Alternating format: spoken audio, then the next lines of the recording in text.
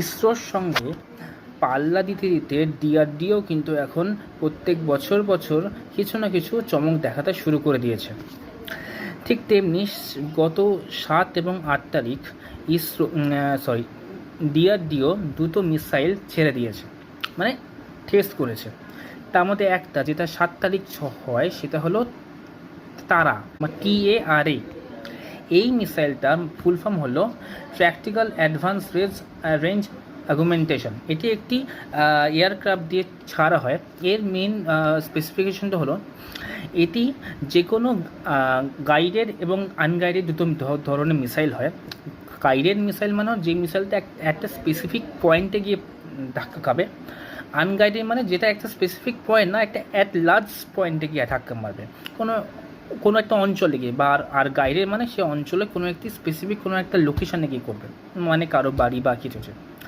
এখন এই মিসাইলটা সেই আনগাইডেডটাকে গাইডেডে কনভার্ট করে একটু পুরো তার স্পেসিফিক লোকেশানে গিয়ে হিট করবে, সেই সিস্টেমটা এই মিসাইলটার আছে। এবং এই মিসাইলটা কোনো একটা মিসাইলের রেঞ্জও বাড়িয়ে দেবে।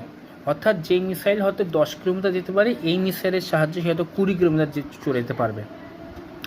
এবং 8 তারিখ আরেকটি মিসাইল লঞ্চ করেছে, সেটা লঞ্চ করেছিল doctor APJ Abdul Kalam island Orissa থেকে, যেটা হলো অগ্নি 5।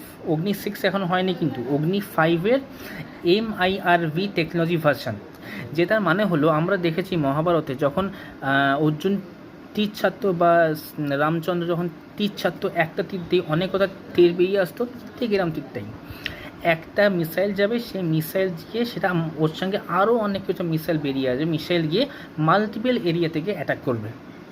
তো এই দুটো মিসাইল, একটা হলো TARA এবং আরেকটি অগ্নি 5 MIRV, এই দুটো মিসাইল টেস্ট করা হয়েছে, যেটি ভারতের জন্য বিরাট বড় একটা সাকসেস এবং পাকিস্তানের জন্য ভয়ে যে খুবু থাকা এবং ঘুম উড়ে যাওয়া।